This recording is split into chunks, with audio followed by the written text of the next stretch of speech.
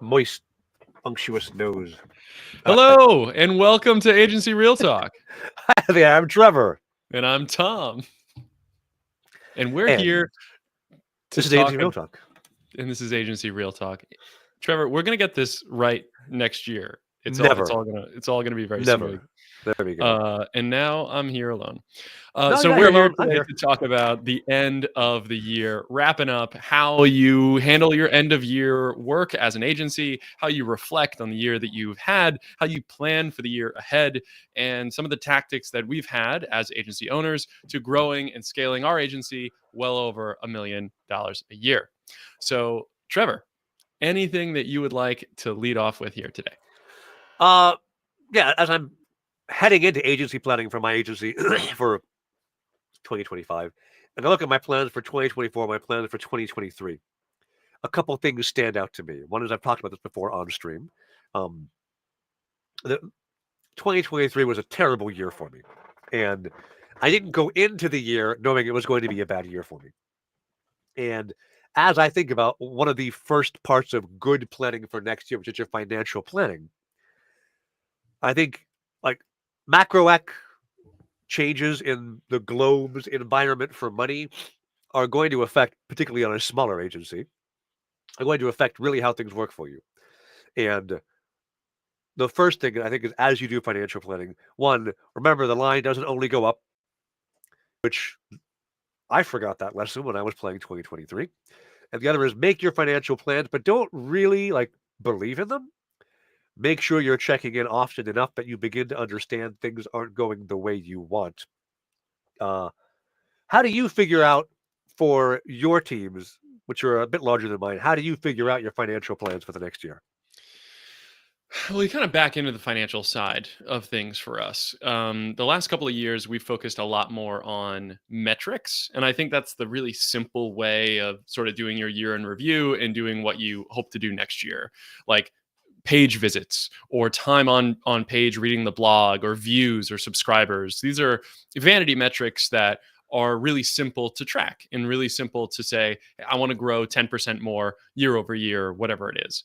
And in a lot of ways those are helpful to orient a simple business, but as you're trying to scale to more people and you make the shift from individual contributors to departments or programs as we call them at X-Ray, and you have program managers who are leading essentially departments to do certain things and grow the company in certain ways, reorganizing the work that we've done historically from metrics to OKRs, objectives and key results, is like a huge maturity jump.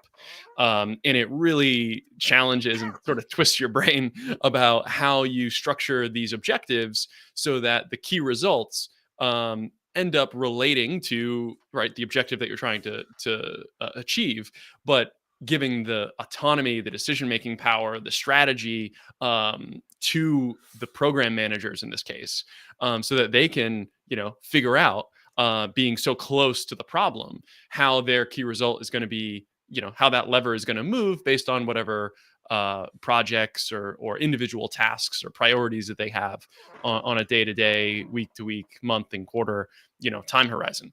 So the last couple of years, we've been all focused around metrics, which is really just a sign of maturity of hey, we can control this. Let's get more eyeballs.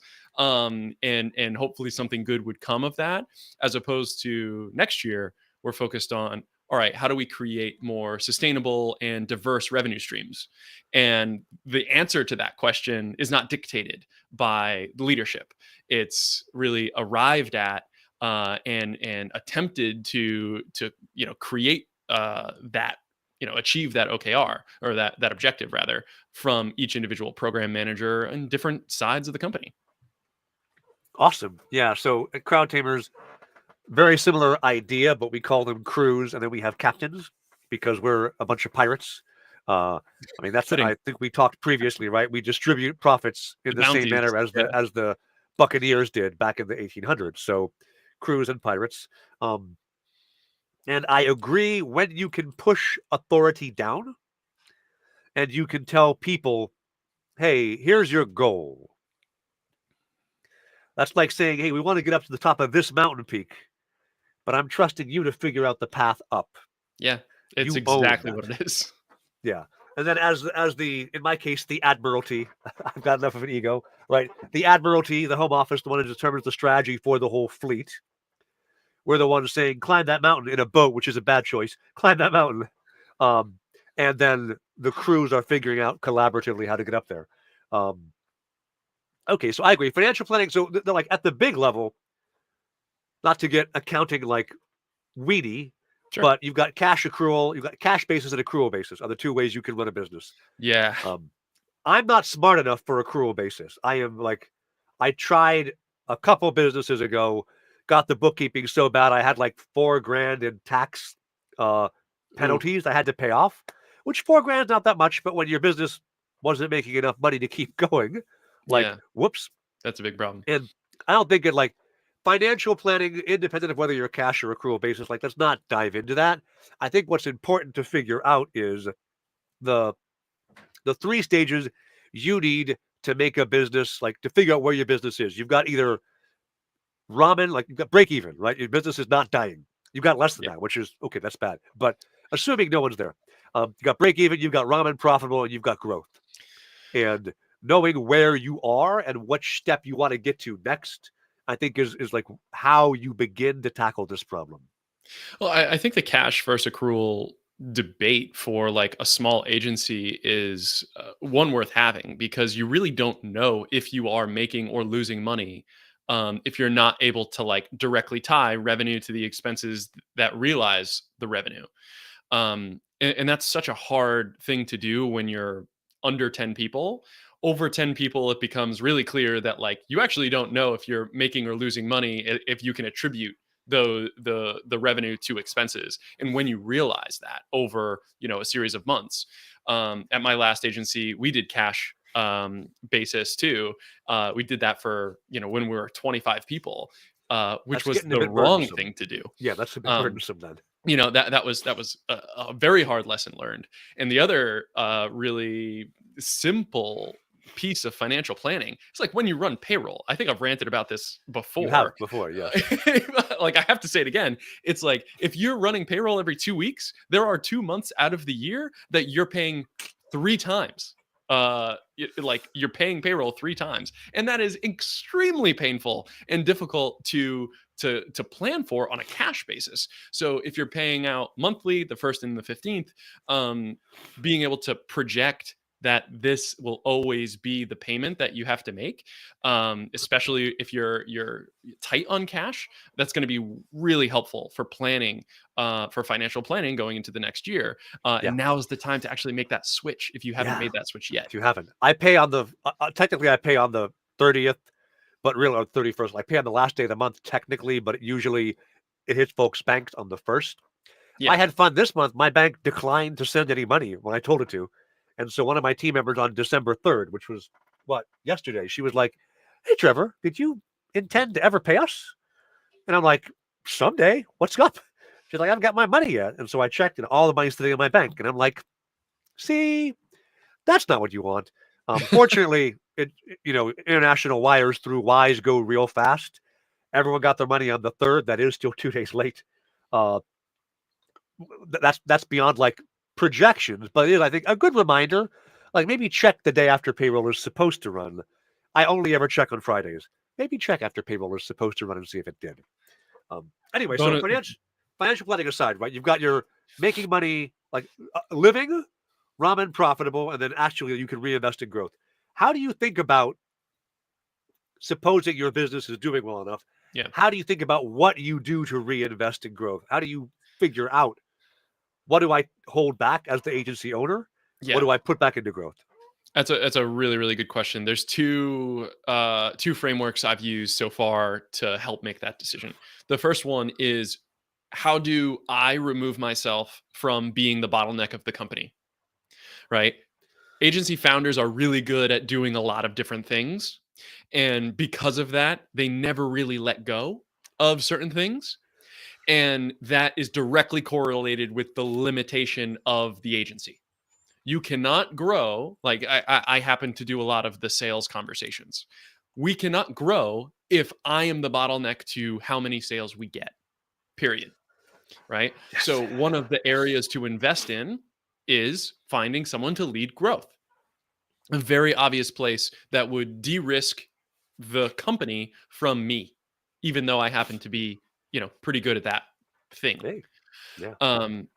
The other side is so how can you invest in things that de-risk or reduce the dependency on the founders? That's a really important, simple thing to do, and it's difficult to do because you know that someone else coming in might not be as good or as knowledgeable or as X in whatever the thing is, but understanding that you can train them, you can give them the grace of time and patience to like help them understand the landscape. It's a pill you have to swallow. Otherwise, you are limited by yourself, and that's just not a Yes. fun place to be. Yeah. The second area is in basically setting up ratios that you want to abide by. So, Yeah. like the ratio of investing in advertising to revenue, or the ratio of advertising to all of your costs, or spending ad dollars against all of your costs. Whatever those ratios are right now, and you're acknowledging that you are making money and things are good, as you scale and you keep those ratios similar, then you will naturally spend more money on ads, and it helps you understand how much I should spend on Yeah. X, right? It's just a baseline, and that'll go up and that'll go down, and there'll be different opportunities to spend more money or less money, but at least you have a baseline of things are working right now. Let's take a snapshot of these ratios and then gut check in 6 months. Should we be spending more or less on this based on how good or not good the rest of the business is doing? I got you. I'm a simple man. I have a simple rubric. Right. We have of the basically EBITDA profit. So after just payroll and overhead, paid all my subscriptions, paid all my people, what's left? From that, 28% goes back to the team, roughly a third, right? If I'm bad at math, which, hey, right? Then a third goes to owners, which is me. I'm the owner, but, ownership. And then a third goes to long-term reinvestment. Now, the owner's chunk ends up paying a lot of the taxes because someone has to pay. And right now I'm taking, instead of out of the growth third, I'm taking out of my third. So my profit out ends up being like 5% of that 30 something percent because I'm paying taxes on everything. But like you divide it up evenly like this. So I'm saying basically my team gets their share, the company gets its growth. As long as my salary is paid, I'll figure the rest out for me for now, knowing as the company grows and goes from 40 a month to 50 a month to 80, whatever, my share is going to be able, even if it's only 10% after all the taxes, is still going to become more and more substantial. Mm-hmm. I just like to have the math simple so I can look at my bank account and say, okay, well, here's how much is in the bank account today. Here's what I can invest where. Let's go.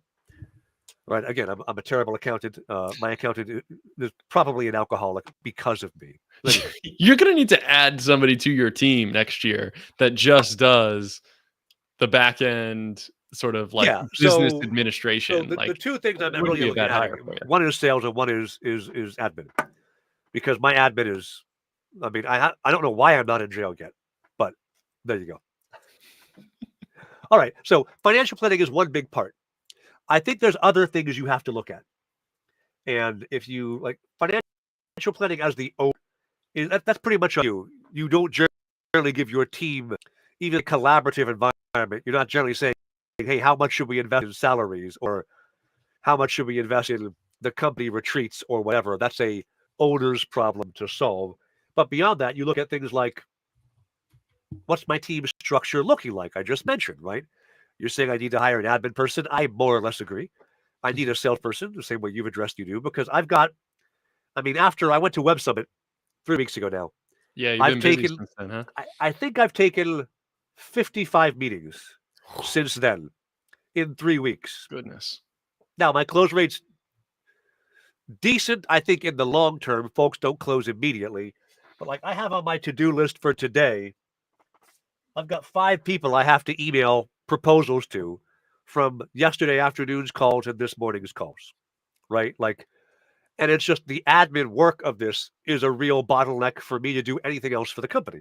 Yeah. Because like if you do 12 meetings a day, yes, I technically have a half an hour somewhere, but my mind is so shattered, I'm just going to scroll YouTube. Yeah, it's not helpful. It's funny how when your days are packed like that, you can be at work all day but not actually working, right? And On you the end up in this business. trap. Especially like founder-led companies fall into this trap of like you need to have meetings with external people so that you can actually do like build partnerships, build sales, build whatever it is. And then at the end of the day, you realize you actually got nothing done because you had all these meetings and you had no chance to actually do work. Yep. And this is like the in the company versus on the company, conundrum that a lot of No, founders struggle with. And like, I'm down to 1 day a week. My Mondays, I take no meetings. That's well, it. that's great. Safeguard that time. Yeah, that's it. I mean, the rest of the week is just it's like just my whole calendar's on fire. So anyway, like team structure and hiring. How do you think about that? How do you derive from the financial projections? And I think the other big bit, which is the strategic, that's not how you say that word, the strategic uh, layer that you're solving as the owner, as the founder, as the senior people. Like from there, you can derive hiring. But how do you figure that out? Hiring for me at least has been much more of a function of like one identifying all of the hats that you're actually wearing. Like that was the exercise this year with defining departments or programs. It's like, what are all the bases that people need to cover? And yes, I need to acknowledge that I have 7 hats on my head. And like I need to put some on other people's head, right? Like I'm not going to wear all these hats forever. So that's a huge part of just understanding your own landscape, because every team has a different group of people that are going to be able to wear 2 to 5 hats generally, like when you're under 10 people. And then the shift is like, how can we take a hat off, put it on somebody else who's actually way better at that one thing than you could be in your 20% time, right? If I have 5 different hats on, the best I could be doing is 20% on any one of those things. So if I can delegate that to somebody who it's their whole thing, they'll be able to do it much better. And that's where you start to figure out, well, all right, I know I have these hats on, and these are the hats that I actually like. These are the things that I actually enjoy doing that give me energy. So I want to do more of those things. So all the other things, that's what you hire around. That's where you find somebody else who is like jazzed to do that thing that you actually don't really like to do. And that's how you build a company of 8 players that are excited to go to work every day. It's not because everybody loves to do the same things. It's because like everyone's skill set and passions complement each other, and you're able to like create environments for people to thrive doing the thing that they like to do. Yeah. And it is interesting as I expand crowd teamers. Right now, we're effectively 9 people with some Ukrainian folks who I've brought on board. Um, and I've got like 4 of my team are extremely like introverted, quiet. The camera's never on. Like they're very like they want to do their work, they want to do a good job, and they want to be done with it. 2 of the people I'm working super extroverted, emotional, like really driven by how they feel determines how a lot of their day goes. And then some, ambiverts, whatever, how the environment is affects them a lot. And each of them is in the role that they're in because they fit in that role. Their personality is a good fit. They do it well. But it is also the temptation when you hire, when you grow, is to get people like you. And I think when you're bringing that hiring pieces together, one of the things to look at is not just what roles are missing in my company, but what mindsets, what approaches to life are missing in my company. Because like every company needs the guy who says, don't spend that dollar. He doesn't have to be the final say, but he has to be there to put the brakes on the person who goes, no, spend all the dollars, grow faster. Like you need these counterbalances. You need from the person who is always like, no, let's have more discussions about emotions and working together, and let's have game hour and all these fun things. You need those people for the folks who want that, and then you need to accept that some folks will be like, no, it's 5:04 in the afternoon. See you tomorrow. Yeah. Like it takes all types, and having that in your company makes it where you don't have people who are bad fit for the roles if you match the role to the person. Mm. Well, it's matching the role to the person and the person to the role, Both right? ways. It has to be on both sides when you're at this size. You know, when you're at 100 people or 50 people and there's really defined roles, that's a whole different All ballgame. different thing. But under 25 people, it's really cultural alignment first, and then where the skill sets could be applicable, because they still are going to wear more than one hat. Gotcha. At the end of the day, that they kind of have to, because there's new departments or new areas of the business that will evolve based on their skill anyway, that will create new areas for people to fill in Yeah. and like acknowledge that, right? You don't have it all figured out today. We don't have it all figured out today. We know that No the one business does. is going to ebb and flow and change, and there's going to be new areas that are important or less important next year, and having people that are ideologically aligned and adaptable to be able to create or pretty much get rid of certain areas that they recognize aren't working, right? You need to have that trust, that flexibility in those roles, especially with early hires. And the turn of the year, people are excited to try new things, right? Like Yeah. this is a particularly ripe time where people are reflecting on the work that they've been doing the past year, and not everybody is as thrilled as you might be with your gig. So it could be a good time to make some really key pickups. I think that brings us to the question of, so getting leadership in your company. And there's two ways to go about it. One is to bring people and try to elevate and hire back under. Another is to bring somebody to come and run a team that's in place. And so the hat you give away is this program or this crew. You say, great, I've got someone to run this now. How do you know which is the right fit as you're planning next year for a given need that you're identifying? Say that one more time. So you can elevate a team member, make them in charge of a team, Yeah. right? Yeah. Or you can hire someone and say, now you are in charge of the team. Yeah. And I think there are times when one is right, there are times when the other is right. As you're looking at, folks might want to make a change in 2025. You can pick some people. You can either pick an individual contributor and promote somebody in your team to run it, Yeah. or you can pick a strategist, a captain, a program manager Yeah. to put into a team. How do you know when to make which choice for your business? It starts with a conversation with that individual who's already a part of the team. That is the first Gotcha. thing you do. If you recognize that this area could be its own program or its own department, and you really want to double down in that area of the business, talk to that person who's currently sort of in that seat and could be elevated.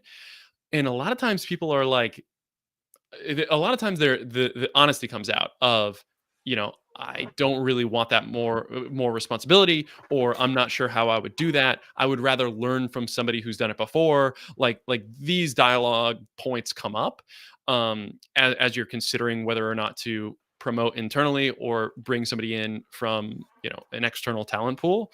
But an external talent pool has its advantages too, right? You're talking about bringing somebody new in with new skills, a new network, and there's an X factor there of this could be really accelerate things in ways that you might not see today. But an internal hire, allowing somebody to double down on their energy and their investment in the company, and giving them more responsibility, more money, more influence in shaping the direction that the company is going to evolve in. That's a beautiful thing too, because now you're fostering the loyalty and the co-creation of the company and how it will take shape tomorrow. And ultimately that's kind of what your goal is with the team, right? You want people who are Yeah. going to stick around Yeah. and who are going to stand up to you when there's something not going right and say, hey, I see a thing that could be improved, or people that are actively taking decisions away from you, right? You don't need to make every decision at the company. You have a quota every day. You can't make more than 100 decisions. There And you go. everyone around you that you can assemble to make some fraction of those decisions, you're doing yourself a massive service, and you're doing them a massive service. Yeah. So promoting internally is great. Bringing in from outside is also great. It matters that the two people who are currently a part of the company agree in whatever the direction is that you go in. Gotcha. I did have, speaking of handing away decisions, like my team, and I'll talk to them about it tomorrow on weekly planning. We've never done a Black Friday event before. We did one this year. I had nothing to do with it. My project manager, who normally runs projects, had to suddenly move her house because of a mold infestation. She had nothing to do with it. Two of the individual contributors in the team were like, "We're going to make this happen," took lead on it, did the whole thing, and we're running it at it's about break even right now in terms of like what we're paying for it versus what we're getting for it. But of course, if this is basically it downgrades my course and everything down to $100 a month instead of $2,000 lifetime. And so we're break even on the first month. If anybody sticks around for the second month, we'll be making money. And Not a like bad deal. that's not bad. And that the team did this, it's working. Relatively modest, only about maybe I think we're at around 2K total investment. Like is paying off. We're getting new users, we're getting new people on board. Good job for all of them, right? Way to show that you're developing the skills to level up and go beyond an individual contributor into a more senior role Yeah. by saying, I think this needs to happen. Looks like the people who are in theory in charge here aren't able to take this. I've gotten permission. I didn't just like YOLO it, but Yeah. I've gotten permission, executed it, and like my feedback literally was I saw the landing page and I went, looks good. I saw the ads and went, maybe change those two things. Then they're like, here's the budget we want to spend. I went, good, let's do it. Away we go, right? Incredible to see a team do that and show those skills. And so if you've got those people in your agency, one, like tell them good job, 100%. Two, if you're thinking about promote or hire over, I mean, you've got somebody who's really showing, hey, I'm ready to step up some more. Evaluate that person seriously and see what career progression can you offer Mhm. for somebody. What can you do? Because if you don't reward them, they will eventually leave. Career progression is a difficult path to illuminate for a lot of For small a small, agencies. Yeah, yeah, because like how do you really meaningfully make the distinction between a manager, a director, a VP? How do you yeah, meaningfully make those decisions? And it's a lot less about the need of the organization. Like those title differences, I mean, you could just have a conversation with ChatGPT or whatever. Those have really meaningful like differences in terms of objectively in the working world. Like, is this a strategically minded person? Is this person making decisions or reviewing, setting their own OKRs at the end of the year, or are you setting it for them? Right. In the example that you just shared of allowing this team to spend money and make their own decisions and campaigns and whatever, um, if you were to do that, if you were to do that yourself, you're not only like robbing them of the learning experience, but you're robbing yourself of the ability to hand that off indefinitely, right? exactly. It's like a double negative if you are continually in the driver's seat. Yes. So like it's way more valuable to, even by the way, even if the campaign fails, it's Oh, still a yeah, success because they learned. Right, like that's the whole thing, is you gotta enable other people around you to learn and experiment and create the safe environment for them to, I messed up, right? Like yeah. that's so much more valuable.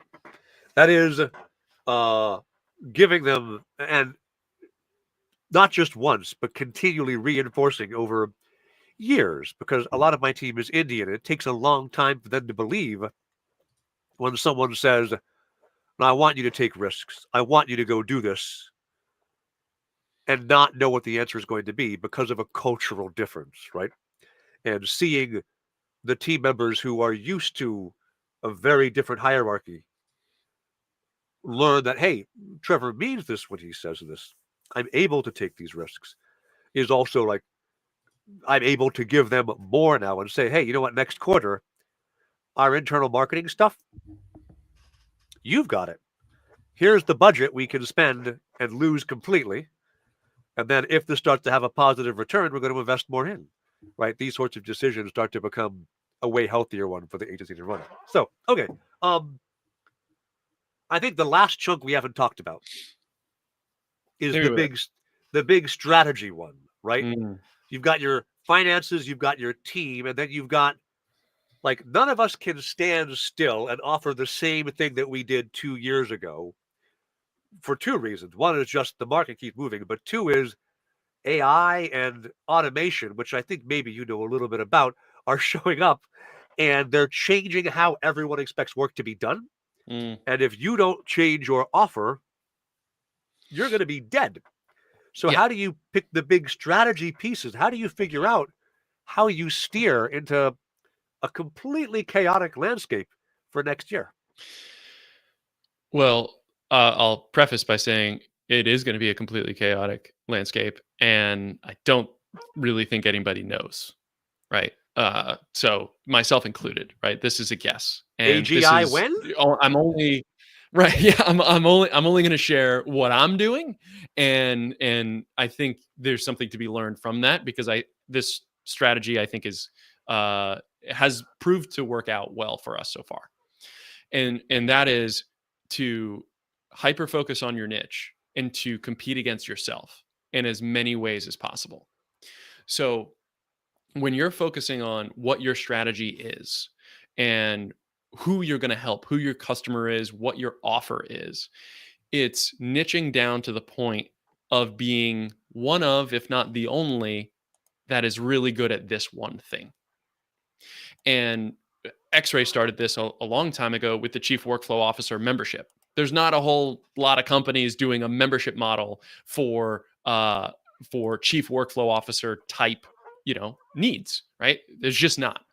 So because we have that offering that we have structured and honed and refined and really created a lot of efficiencies internally around, we're able to execute in a much better way than somebody who's doing project work or somebody who's doing hourly work. And by and large, those are the two biggest competitors in the automation agency, industry. But it doesn't really affect us. We don't really pay attention much to that because that's not what our offering is. And we niche down to say, this is the way that we deliver work in 90 days. And that is a unique enough proposition to get us eyeballs and allow us to grow pretty rapidly. So thinking about the strategy side, it's focusing on a geography, right? Local businesses or a industry, right? Be it maybe physical businesses like warehouses or parking companies or like parking lots. Like there's so many older companies like plumbers or electricians that are like ripe for helping create more time for them using software. Like the niches are endless, and it's just a matter of picking them and doing it in a way that you structure your offering to be most advantageous for that niche, and then you're competing against yourself, and it becomes a much clearer message that you can communicate to your potential clients. I think people talk about entrepreneurship as a marathon and not a sprint, and that's an interesting analogy because real marathon runners, they're not running against the person next to them. They're running against the last time they ran this race. Yeah. And I mean, despite sounding right now like a wet bag of germs, because I am, I'm also in training when I'm not dying for my next half marathon, right? Last time I ran it was 2:18. And the goal is, okay, I want to get down below 2, which I think I can do because the last time I ran, I had done this much training before the race. Someone said, hey, Trevor, do you want to go run a half marathon? And I went, okay. And then a week later, I ran it. So, like, okay, I'm racing against Trevor from 2 years ago, but that was also Trevor who was 30 pounds lighter and didn't have an ulcer because he hadn't gone through 2023, which was awful. So I've got reasons to improve. I've got obstacles in front of me. That's what makes the race interesting. And same thing is true for business, right? Uh, I continue to hone down who I offer services for. I used to offer B2B, B2C, whatever, let's go. The system works for both, and it does, but it works faster in B2B. So I've stopped taking B2C clients Mhm. because I know I can deliver a result in 90 days instead of 170 if I work B2B.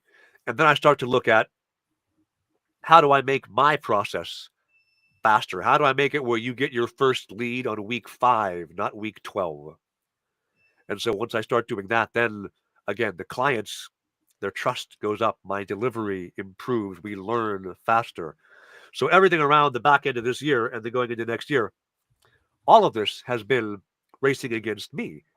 And so my business, it grows, it works, it does well, but how do I make it even better?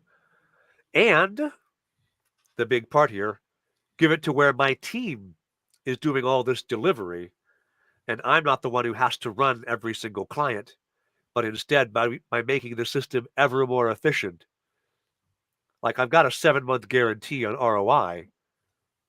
If I'm reliably hitting it in 2 or 3 months, I can feel really good about a 7-month guarantee. And if we're on month 3 and a client's not there yet, maybe then I hop in. But all the rest of them, they've got what they want out of working with us. It's going well. The Yeah. team can run them. Like running that race against yourself and the strategy, right? Which is the parts for me are how do I own less? Same you're talking about. How do I build an offering that no one can compete with, not even me from a year ago? Yeah. And what I'm rolling into in 2025, I'm in a very different niche than you are, of course, is we don't do demand generation, we don't do content marketing, we don't do lead generation. We deliver revenue and we guarantee the revenue, and how we do it is almost immaterial at this point. If we're charging, I was talking to somebody yesterday. Yeah. I ran out the whole offer. They're like, "Oh wow, that's really good. So you charge like 25 a month, or what is it?" And I'm like, "No, way less than that. Thank you for the very high estimation of what I do. Way less than that because I want to work with smaller companies, Yeah. and uh, that Which is a niche. which is niche. But then seeing somebody come in at that high level, I mean, one, should I double my pricing? Maybe. But two, like that someone sees it that valuable, and then you go, no, it's here because of how much we automate. That's the part people find hard to believe is AI does so much lift that what used to cost you 25 grand can now cost you 10 or 7 or less for the same quality of work. And so, I mean, competing on price is always a terrible idea. Yes, but Yeah. there's a point at which when you say automation has provided tremendous benefits to my team's ability to deliver, I pass some of that on. Otherwise, somebody else is going to come along and undercut you. Well, the quiet parts out loud here that you're poking at, Trevor, like the big bear, is like the leverage that you've been able to establish Yeah. of yourself, right? You've spent probably hundreds of hours honing prompts for And your writing team AI to software. use, Yeah. right? Like you really intimately understand how to engineer a prompt to elicit the output that you need it to output. And you've distilled all of this knowledge into a handful of prompts that literally run the output of your business. And now, you see us on YouTube making a bunch of videos like I film once and people watch it. You're drafting once, refining, refining, refining, and now people are using it again and again and again inside of your company. Yeah. So that element of creating leverage of like your own skills in like allowing somebody else on your team to execute at your caliber, your quality, that's where things get really, really exciting because Yeah. you can actually lower the price instead of 25K to 10K. And your margin's still there. And the output is still there too, because it's just doing what you would have done, right? Yes. You're like, oh, I'm gonna draft this prompt. Okay, it's good. The output is good. It could be a little better. Sprinkle in the human touch, and now you're in There a you much go. better spot. And there you But go. building Yeah. those systems, that's the thing. Finding how you can add leverage to yourself is, And I want to give one last thing here to think about, yeah. because it's become really important for me. I have a coach I work with on the agency side who told me all of, I mean, I've worked there for, I think, 3 years. And she kept saying, Trevor, you've got to work on retaining customers, keeping them past the go-to-market sprint. I was always like, I deliver the sprint. I'm done with this. This is fine. And this year, I was dumb, by the way, but this year, as part of making revenue more dependable, I went, well, what if I did keep them? And so I'm looking at, whether it's upselling or retention or other strategies, finding ways to keep a client after we've delivered what we promised. And now we don't want them to just take, great, the ads are working, goodbye. To the point where in November, every single client who was up for renewal renewed. And last November, That's a my good renewal ratio. rate was literally 0%. So in 12 months, it went from 0% to 100%. Now, of course, month to month, it won't be 100%. But just looking at that number, I was like, must be doing something right. And I think if you are running an agency and you're not thinking about whether it's an upsell, a cross sell, a downgrade sell, like any of it, if you don't have a way to keep a customer around, it's going to be really hard to grow past like 30 a month because your time as founder to sell is only so much. And then if you have to keep putting new people in the top, they all fall out the bottom, you're in trouble. So my coach was right. I'm not super shocked. That's pretty common resolution. I've kicked and screamed for about a year before that I accepted the truth. I still think she's wrong. She insists you can't run $1 million agency off of Notion.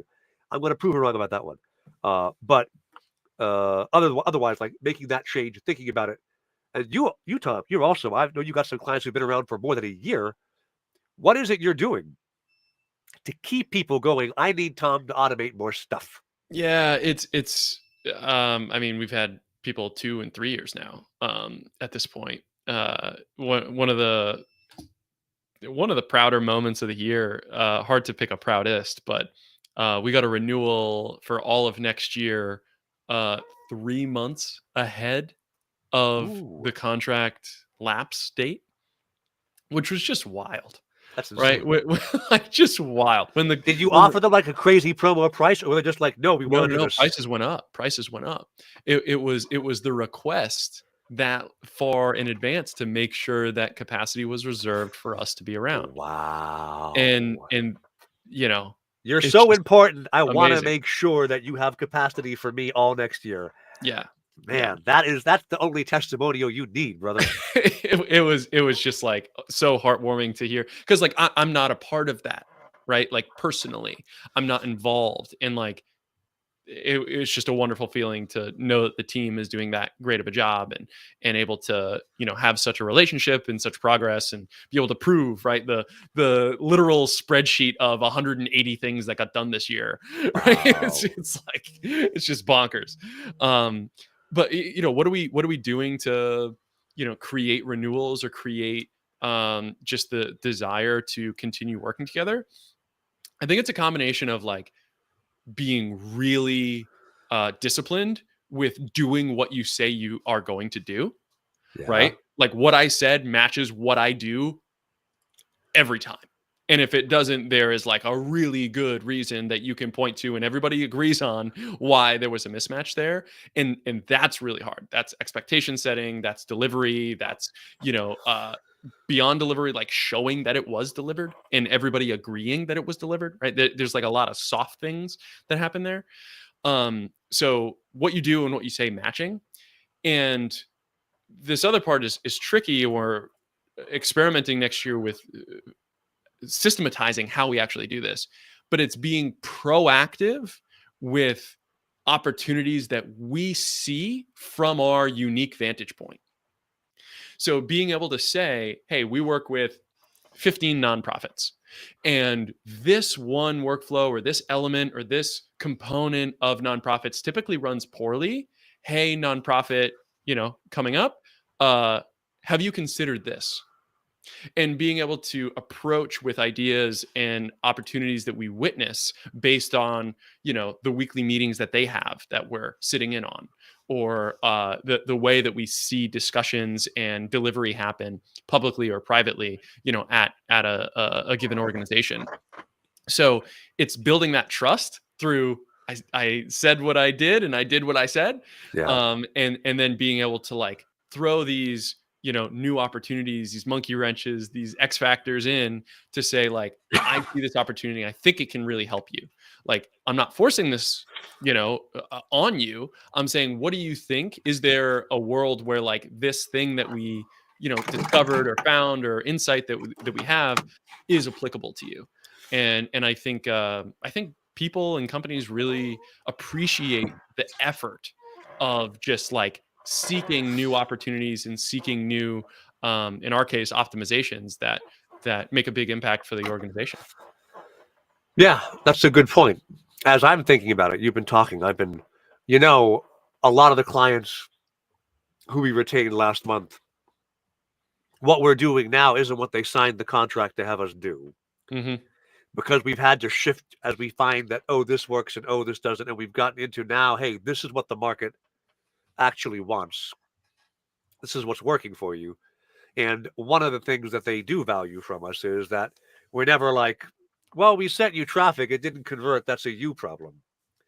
Instead, we go, we sent you traffic, it didn't convert, and here's how we're going to fix it so next time it does. Right? It's okay to have problems. I think it's natural in any endeavor.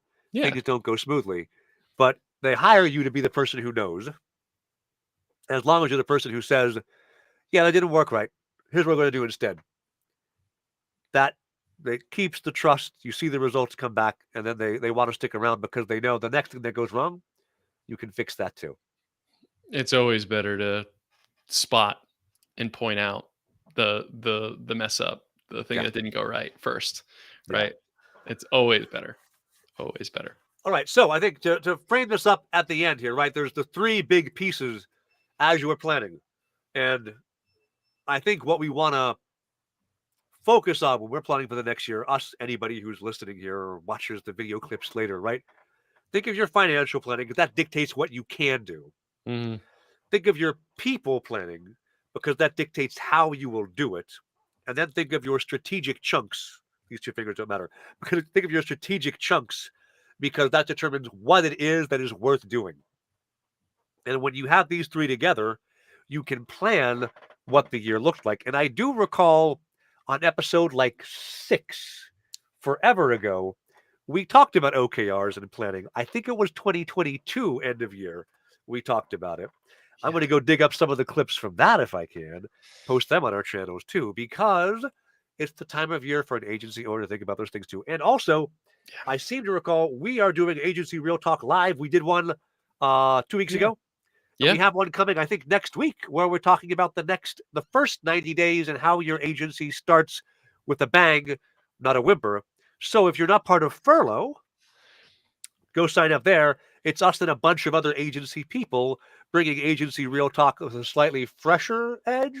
There's like thousands of agency owners in that. 20,000, I think. Yeah, it's crazy. That is amazing. Yeah, it was a ton of fun talking to the Furlough community. Yeah. If you haven't joined Furlough yet, it's Go just join. it's a free agency owner community. Yep. People, have the same problems as you, and it's really helpful to like experience growth with somebody at your same stage. Yeah. So yeah, I don't have enough good things to say about it.